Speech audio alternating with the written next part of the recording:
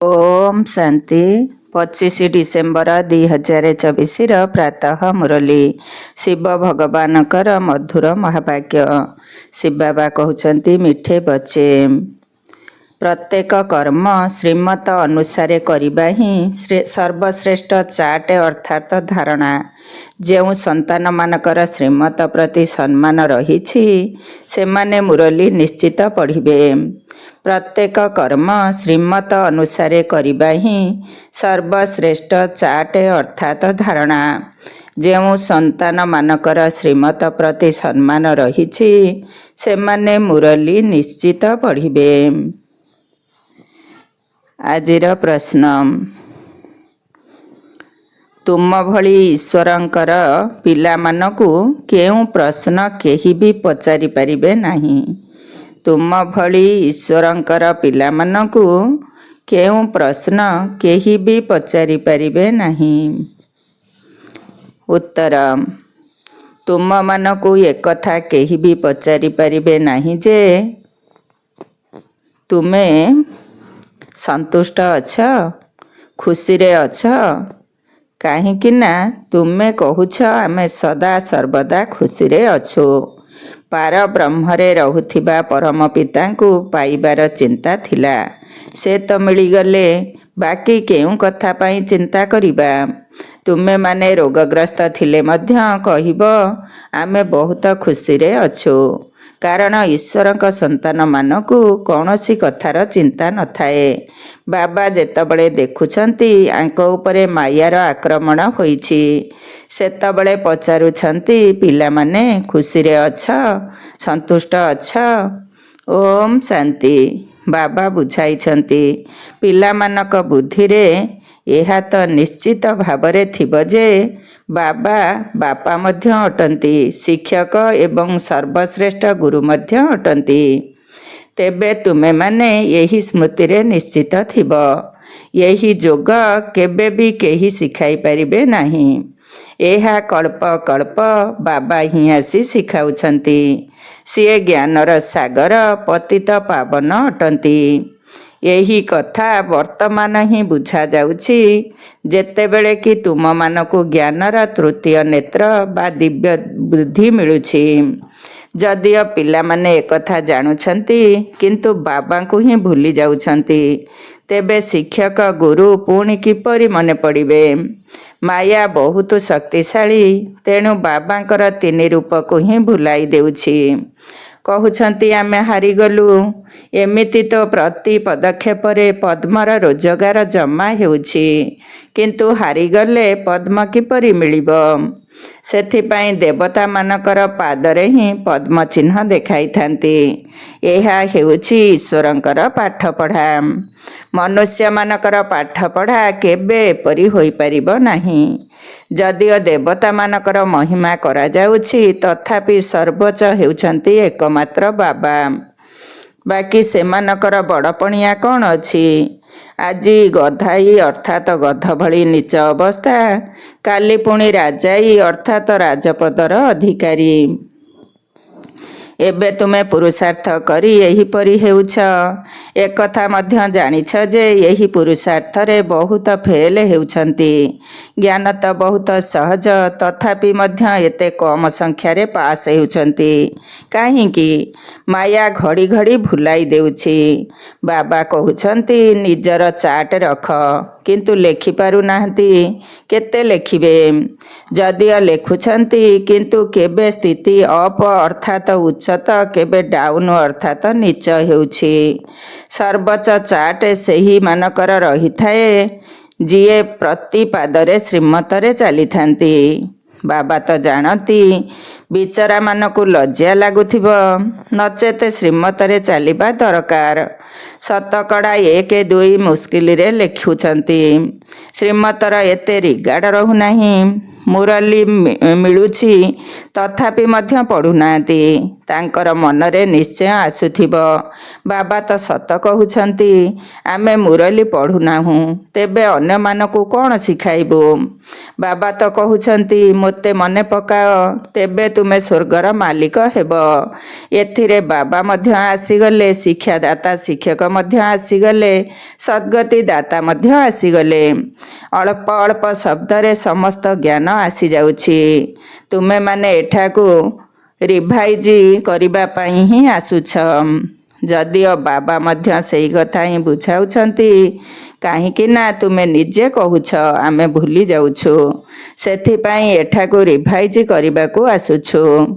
ଯଦିଓ କେହି କେହି କରୁଛନ୍ତି, କିନ୍ତୁ ରିଭାଇଜ ହେଉନାହିଁ। ଯଦି ଭାଗ୍ୟରେ ନାହିଁ, ତେବେ ପୁରୁଷାର୍ଥ କ'ଣ କରିବେ?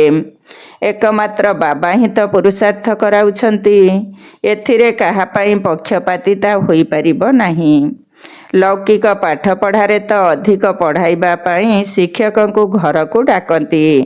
ଇଏ ତ ଭାଗ୍ୟ ଗଢ଼ିବା ନିମନ୍ତେ ସମସ୍ତଙ୍କୁ ସମାନ ରୂପେ ପାଠ ପଢ଼ାଉଛନ୍ତି। ଜଣ ଜଣକୁ ଅଲଗା ଅଲଗା କରି କେତେ ଦୂର ପାଠ ପଢ଼ାଇବେ? କେତେ ଢେର ସନ୍ତାନ ଅଛନ୍ତି। ଲୌକିକ ଦୁନିଆର ପାଠପଢ଼ାରେ କୌଣସି ବଡ଼ ଲୋକର ପିଲା ହୋଇଥିଲେ ଅଫର କଲେ ତାଙ୍କୁ ଅଧିକ ମଧ୍ୟ ପଢ଼ାଇଥାନ୍ତି। ଶିକ୍ଷକ ଜାଣିଥାନ୍ତି ଯେ ଇଏ ଡଲ ଅଛନ୍ତି, ସେଥିପାଇଁ ତାଙ୍କୁ ପଢ଼ାଇ ବୃତ୍ତି ପାଇବାର ଯୋଗ୍ୟ କରାଇଥାନ୍ତି। ଏହି ଶିକ୍ଷକ ଶିବବାବା ଏପରି କରୁନାହାନ୍ତି। ଇଏ ତ ସମସ୍ତଙ୍କୁ ସମାନ ପାଠ ପଢ଼ାଉଛନ୍ତି। ଅଧିକ ପୁରୁଷାର୍ଥ କରାଇବା ଅର୍ଥାତ୍ ଶିକ୍ଷକ କିଛି କୃପା କରୁଛନ୍ତି। ଯଦିଓ ପଇସା ମଧ୍ୟ ନେଉଛନ୍ତି, କିନ୍ତୁ ସ୍ୱତନ୍ତ୍ର ସମୟ ଦେଇ ପଢ଼ାଉଛନ୍ତି, ଯାହାଦ୍ୱାରା ସେ ଅଧିକ ପଢ଼ି ହୁସିଆର ଅର୍ଥାତ୍ ଦକ୍ଷ ହୋଇଯାଆନ୍ତି। ଏହି ବାବା ତ ସମସ୍ତଙ୍କୁ ମନ୍ମନା ଭବର ଏକମାତ୍ର ମହାମନ୍ତ୍ର ଦେଉଛନ୍ତି। ବାସ୍, ଏକମାତ୍ର ବାବା ହିଁ ପତିତ ପାବନ, ତାଙ୍କର ସ୍ମୃତି ଆଧାରରେ ହିଁ ଆମେ ପବିତ୍ର ହେବୁ। ଏହା ତୁମ ପିଲାମାନଙ୍କ ହାତରେ ଅଛି। ଯେତେ ଯୋଗ କରିବ ସେତେ ପବିତ୍ର ହେବ। ପ୍ରତ୍ୟେକଙ୍କର ପୁରୁଷାର୍ଥ ଉପରେ ହିଁ ସବୁ କିଛି ନିର୍ଭର କରୁଛି। ସେମାନେ ତ ତୀର୍ଥସ୍ଥାନକୁ ଯାତ୍ରା କରିବାକୁ ଯାଇଥାନ୍ତି, ଜଣେ ଜଣକୁ ଦେଖିକରି ମଧ୍ୟ ଅନେକ ଯାଇଥାନ୍ତି। ତୁମେମାନେ ମଧ୍ୟ ବହୁତ ଯାତ୍ରା କରିଛ, ପୁଣି କ'ଣ ହେଲା? ତଳକୁ ତଳ ଖସିବାରେ ଲାଗିଲ। ଯାତ୍ରା କ'ଣ ପାଇଁ ହେଉଛି? ଏହାଦ୍ୱାରା କ'ଣ ମିଳିବ? କିଛି ବି ଜାଣିନଥିଲ। ଏବେ ତୁମର ଏହା ହେଉଛି ଯୋଗର ଯାତ୍ରା। ଶବ୍ଦ ହିଁ ଗୋଟିଏ ମନ୍ମନା ଭବ। ଏହି ଯାତ୍ରା ହେଉଛି ତୁମର ଅନାଦି ଯାତ୍ରା। ସେମାନେ ମଧ୍ୟ କହୁଛନ୍ତି ଆମେ ଏହି ଯାତ୍ରା ଅନାଦି କାଳରୁ କରିଆସିଛୁ, କିନ୍ତୁ ଏବେ ତୁମେ ଜ୍ଞାନଯୁକ୍ତ କଥା କହୁଛ ଯେ ଆମେ କଳ୍ପ କଳ୍ପ ଏହି ଯାତ୍ରା କରିଛୁ। ଏହି ଯାତ୍ରା ନିଜେ ବାବା ଆସି ଶିଖାଉଛନ୍ତି। ହଦର ଯାତ୍ରାରେ କେତେ ଧକ୍କା ଖାଇଥାନ୍ତି, କେତେ ପାଟିତୁଣ୍ଡ ହୋଇଥାଏ। ଏହା ହେଉଛି ଗହନ ଶାନ୍ତିର ଯାତ୍ରା। ଏଥିରେ ଏକମାତ୍ର ବାବାଙ୍କୁ ହିଁ ମନେ ପକାଇବାକୁ ହୁଏ। ଏହି ଯୋଗ ଦ୍ୱାରା ହିଁ ପବିତ୍ର ହେବ। ତୁମକୁ ବାବା ଏହି ସତ୍ୟ ସତ୍ୟ ଆତ୍ମିକ ଯାତ୍ରା ଶିଖାଇଛନ୍ତି। ହଦର ଯାତ୍ରା ତ ତୁମେମାନେ ଜନ୍ମ ଜନ୍ମାନ୍ତର କରିଆସିଛ। ତଥାପି ମଧ୍ୟ ଗାଉଛନ୍ତି ଚାର ତରଫ ଲଗାଏ ଫେରେ, ଚାରିଆଡ଼େ ଘୂରି ଆସିଲି, ଭଗବାନଙ୍କ ଠାରୁ ତ ଦୂରରେ ହିଁ ରହିଲୁ। ଯାତ୍ରାରୁ ଆସି ପୁଣି ବିକାରୀ ହେଉଛନ୍ତି, ତେବେ ଫାଇଦା କ'ଣ ଅଛି? ଏବେ ତୁମେମାନେ ଜାଣୁଛ ଏହା ହେଉଛି ପୁରୁଷୋତ୍ତମ ସଙ୍ଗମ ଯୁଗ। ଯେତେବେଳେ କି ବାବା ଆସିଛନ୍ତି, ଦିନେ ସମସ୍ତେ ଜାଣିଯିବେ ଯେ ବାବା ଆସିଛନ୍ତି। ଶେଷରେ ଭଗବାନ କିପରି ମିଳିବେ, ଏକଥା ତ କେହି ବି ଜାଣିନାହାନ୍ତି। କେହି କେହି ତ ଭାବୁଛନ୍ତି କୁକୁର ବିଲେଇ ଭିତରେ ମିଳିବେ। କ'ଣ ଏମାନଙ୍କ ଭିତରେ ଭଗବାନ ମିଳିବେ? କେତେ ମିଛ କଥା। ଅଶୁଦ୍ଧ ଖାଇବା, ଅଶୁଦ୍ଧ ପିଇବା, ଅଶୁଦ୍ଧିରେ ରାତ୍ରି ବ୍ୟତୀତ କରିବା, ସେଥିପାଇଁ ଏହାକୁ ହିଁ କୁହାଯାଉଛି ମିଥ୍ୟା ଖଣ୍ଡ। ସ୍ୱର୍ଗକୁ ସତ୍ୟଖଣ୍ଡ କୁହାଯାଏ। ଭାରତ ହିଁ ସ୍ୱର୍ଗ ଥିଲା। ସ୍ୱର୍ଗରେ ସବୁ ଭାରତବାସୀମାନେ ଥିଲେ। ଆଜି ସେହି ଭାରତବାସୀ ନର୍କରେ ଅଛନ୍ତି। ଏକଥା ତ ତୁମେ ମିଠା ମିଠା ପିଲାମାନେ ଜାଣିଛ ଯେ ଆମେ ବାବାଙ୍କ ଶ୍ରୀମତ ଆଧାରରେ ଭାରତକୁ ପୁଣି ଥରେ ସ୍ୱର୍ଗ କରୁଛୁ। ସେ ସମୟରେ ଭାରତରେ ଆଉ କେହି ରହିବେ ନାହିଁ। ସାରା ବିଶ୍ୱ ପବିତ୍ର ହୋଇଯିବ। ଏବେ ତ କେତେ ଢେର ଧର୍ମ ସବୁ ଅଛି। ବାବା ସାରା କଳ୍ପବୃକ୍ଷର ଜ୍ଞାନ ଶୁଣାଉଛନ୍ତି। ତୁମକୁ ପୁଣି ଥରେ ମନେ ପକାଇ ଦେଉଛନ୍ତି। ତୁମେ ସେହି ଦେବୀ ଦେବତା ଥିଲ, ପୁଣି ବୈଶ୍ୟ ଶୂଦ୍ର ହେଲ, ଏବେ ତୁମେ ବ୍ରାହ୍ମଣ ହେଉଛ। ଏହି ଅକ୍ଷର କେବେ କୌଣସି ସନ୍ନ୍ୟାସୀ ଉଦାସୀ ବିଦ୍ୱାନଙ୍କ ଦ୍ୱାରା ଶୁଣିଛ? ଏହି ହମ୍ ସ୍ୱର ଅର୍ଥକୁ ବାବା କେତେ ସହଜ କରି ଶୁଣାଉଛନ୍ତି। ହମ୍ ସ୍ୱର ଅର୍ଥ ମୁଁ ଆତ୍ମା ଏହିପରି ଚକ୍ର ଲଗାଉଛି।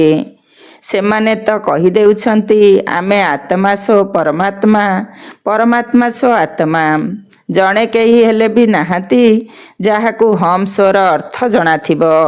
ବାବା କହୁଛନ୍ତି ହମ୍ ସ୍ୱର ଯେଉଁ ମନ୍ତ୍ର ଅଛି ତାହା ସର୍ବଦା ବୁଦ୍ଧିରେ ମନେ ରହିବା ଉଚିତ, ନଚେତ ଚକ୍ରବର୍ତ୍ତୀ ରାଜା କିପରି ହେବ? ସେମାନେ ତ 84 ଜନ୍ମର ଅର୍ଥକୁ ମଧ୍ୟ ବୁଝୁନାହାନ୍ତି। ଭାରତର ହିଁ ଉତ୍ଥାନ ଏବଂ ପତନର ଗାୟନ ରହିଛି। ସତ ପ୍ରଧାନ, ସତ୍ୱ ରଜ ତମ, ସୂର୍ଯ୍ୟବଂଶୀ ଚନ୍ଦ୍ରବଂଶୀ। ଏବେ ତୁମେମାନେ ସବୁକିଛି ଜାଣିଗଲଣି। ଏକମାତ୍ର ବାବା ବୀଜରୂପଙ୍କୁ ହିଁ ଜ୍ଞାନର ସାଗର କୁହାଯାଉଛି। ସେ ଏହି ସୃଷ୍ଟି ଚକ୍ରରେ ଆସୁନାହାନ୍ତି। ଏପରି ନୁହେଁ ଯେ ଆମେ ଆତ୍ମା ହିଁ ପରମାତ୍ମା ହୋଇଯାଉଛୁ। ନା, ବାବା ନିଜ ସଦୃଶ ଜ୍ଞାନବାନ କରୁଛନ୍ତି, ନିଜ ସମାନ ଈଶ୍ୱର କରୁନାହାନ୍ତି। ଏହି କଥାକୁ ଭଲ ଭାବରେ ବୁଝିବା ଦରକାର। ତେବେ ଯାଇ ବୁଦ୍ଧିରେ ଚକ୍ର ଚାଲିପାରିବ।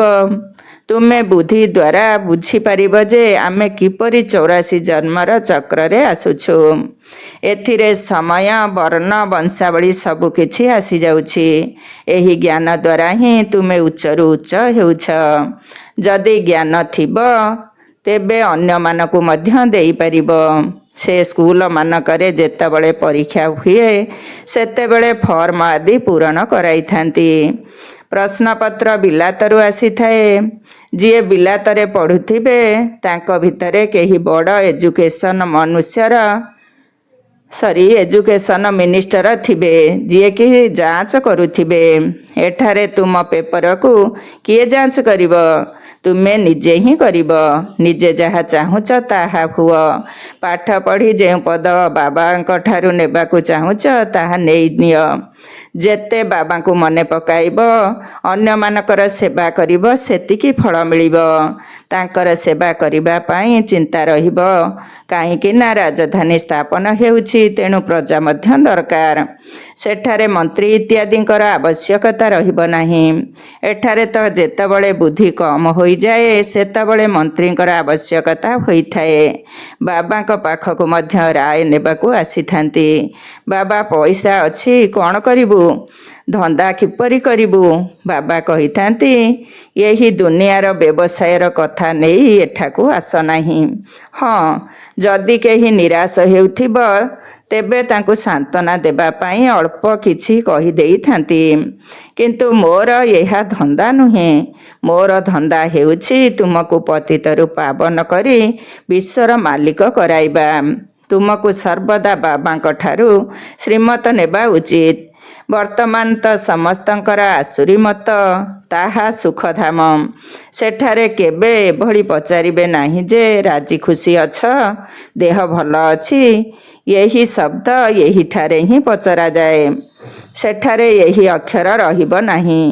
ଦୁଃଖଧାମର କୌଣସି କଥା ସେଠାରେ ରହିବ ହିଁ ନାହିଁ। କିନ୍ତୁ ବାବା ଜାଣିଛନ୍ତି ପିଲାମାନଙ୍କ ପାଖରେ ମାୟାର ପ୍ରବେଶତା ହେଉଛି। ତେଣୁ ବାବା ପଚାରୁଛନ୍ତି ଠିକ୍ ଠାକ୍ ଅଛ, ରାଜି ଖୁସି ଅଛ? ମନୁଷ୍ୟମାନେ ଏଠାକାର ଶବ୍ଦକୁ ତ ବୁଝିପାରିବେ ନାହିଁ। କେହି ପଚାରିଲେ ତୁମେ କହିପାରିବ ଯେ ଆମେ ଈଶ୍ୱରଙ୍କର ସନ୍ତାନ। ଆମକୁ କ'ଣ ଭଲ ମନ୍ଦ ବିଷୟରେ ପଚାରୁଛ? ଚିନ୍ତା ଥିଲା ପାର ବ୍ରହ୍ମରେ ରହୁଥିବା ବାବାଙ୍କର। ଏବେ ସେ ମିଳିଗଲେ, ଏବେ କ'ଣ ଚିନ୍ତା? ଏକଥା ସର୍ବଦା ମନେ ରହିବା ଉଚିତ। ଆମେ କାହାର ସନ୍ତାନ ଏକଥା ମଧ୍ୟ ବୁଦ୍ଧିରେ ଜ୍ଞାନ ଅଛି। ଯେତେବେଳେ ଆମେ ପବିତ୍ର ହୋଇଯିବୁ ସେତେବେଳେ ଲଢ଼େଇ ଆରମ୍ଭ ହୋଇଯିବ। ତୁମମାନଙ୍କୁ ପଚାରିବେ ନିଶ୍ଚିତ।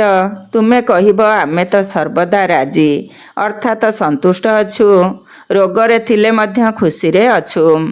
ବାବାଙ୍କ ସ୍ମୃତିରେ ଥିଲେ ସ୍ୱର୍ଗଠାରୁ ମଧ୍ୟ ଏଠାରେ ବେଶୀ ଖୁସିରେ ରହିବ।